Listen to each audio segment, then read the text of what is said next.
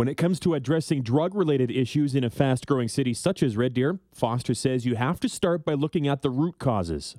If you look in the U.S., they spend billions of dollars on drug eradication and still have a larger drug problem than we do. So I don't know that it's strictly an enforcement thing, and of course we're there's potential legislation to legalize marijuana that will certainly have impacts and challenges, and I won't go into a whole lot more on that because we'll have to see what comes. So if you take away the urge and you take away the addictions, then you start to help that. But notwithstanding, we have priorities around organized crime, and let's make no mistake, organized crime drives the drug trade in certainly Red Deer and Alberta and Canada. And so some of the efforts around that to tackle the organized crime and disrupt that, along with all of our other partners, whether it be the Alberta Law Enforcement Response Team and other police agencies. So we can't look at that problem just strictly within the borders of Red Deer. You can certainly deal with some of the lower level street stuff, but you're tackling the symptom, not necessarily the cause.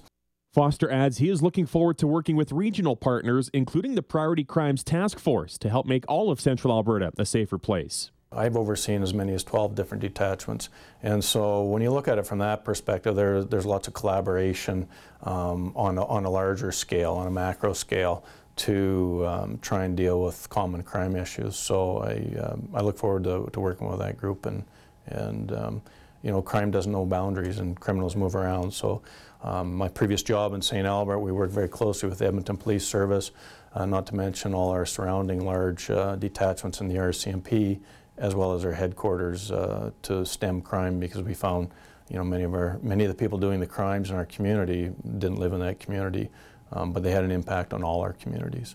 Foster assures Red Deerians that there are things we can all do to help make our community safer. Red Deer has pockets that certainly have some crime rates that are concerning and disturbing in areas that we're really working hard on. But the vast majority of the city is a safe city to live in. It has great people, good citizens who want to do the right things, but there's a small group of citizens that do a disproportionate amount of crime, but in a fairly concentrated area. So, and the other thing is, policing is really can't be done without the help of the public. So having the public engaged, having the public report those crimes doesn't mean we can solve them all, but reporting them is important because it helps us analyze them, look at the trends, see where things are at, and that's how we direct our resources. And being engaged with the police and being supportive of the police is important as well. Our folks are humans, and they like, if they're continually battered and pounded down and people are negative towards them, that impacts people. They're humans. But if people are supportive and are helpful and understand that it's a complex job, it's a very difficult job, our folks work a lot of hours, then I think that goes a long way. And when everybody comes together, when our people feel proud of the work they're doing and the community they're doing, and genuinely feel they're helping, that becomes a force multiplier. In Red Deer, Troy Gillard, RDNewsNow.com.